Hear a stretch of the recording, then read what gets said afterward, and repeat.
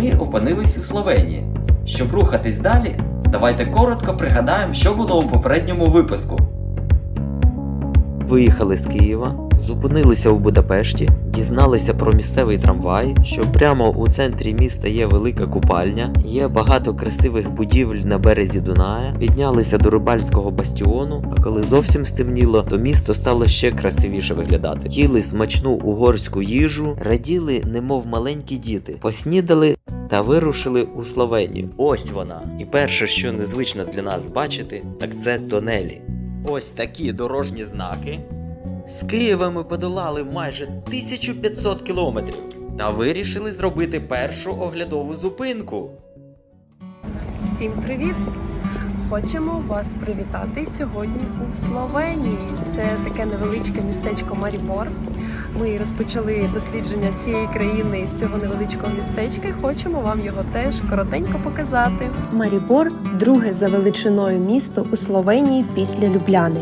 Знаходиться на дивовижній річці Драва і всього лиш за 16 кілометрів від кордону з Австрією. Місто засноване в 12 столітті і називалося Герцогством Штирія, яке входило до складу Римської імперії.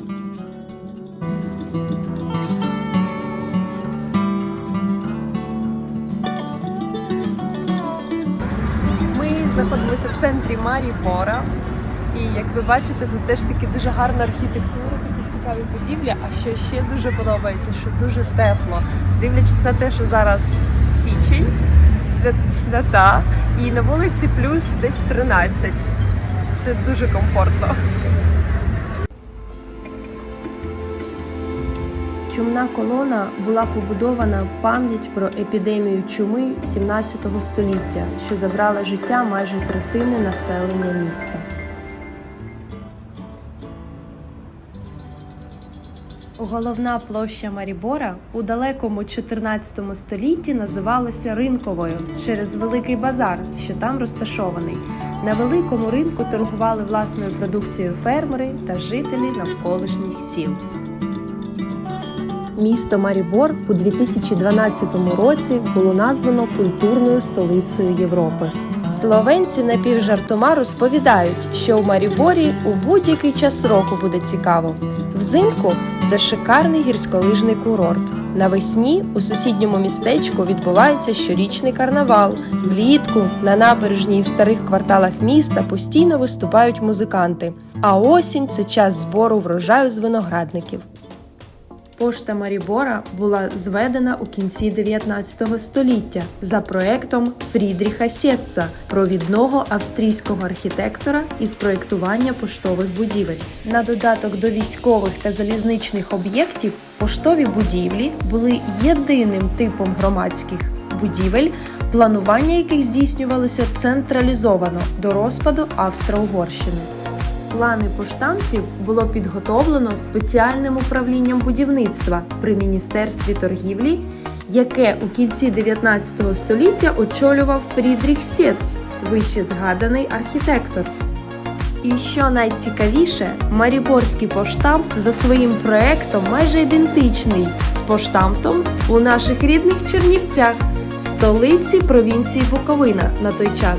Адже в обох цих поштамтів був один і той самий архітектор – Фрідріх Сєтц. У самому центрі міста розташована Мариборська дзвіниця висотою 57 метрів, яка є частиною собору святого Іоанна Хрестителя.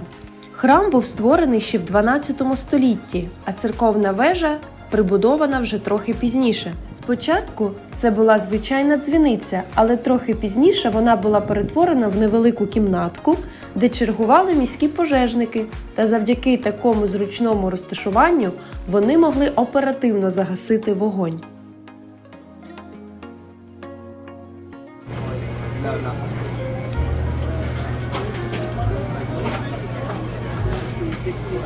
Чом би не випити латте у такому затишному і милому містечку? Наш швидкий огляд можемо зробити декілька висновків про Марібор. Дуже такий маленький центр, затишний, Дуже гарна архітектура, особливо надає перевагу гори, надають і річка. Марібор здався нам маленьким, але тільки тому, що ми з Києва, де населення майже у 30 разів більше.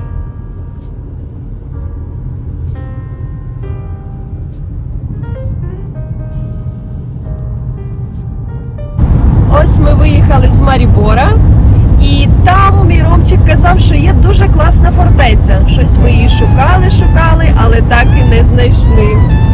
Але коли я готувався у Києві, що нам подивитися у Словенії, то фортеця була у Маріборі. А тоді, як ми вже були в Маріборі, нема фортеці. Невже її могли вкрасти, поки ми їхали? А вона, виявляється, знаходиться у місті Целі.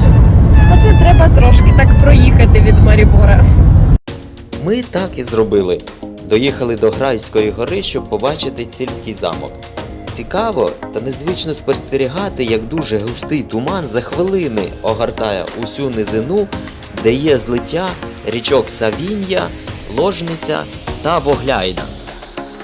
Цельське графство мало єдиний суверенний словенський уряд тих часів. За цю незалежну історію графства його знак – 3 зірки включено до державного герба країни Словенії. Зовсім трохи і ми опинимось у Любляні.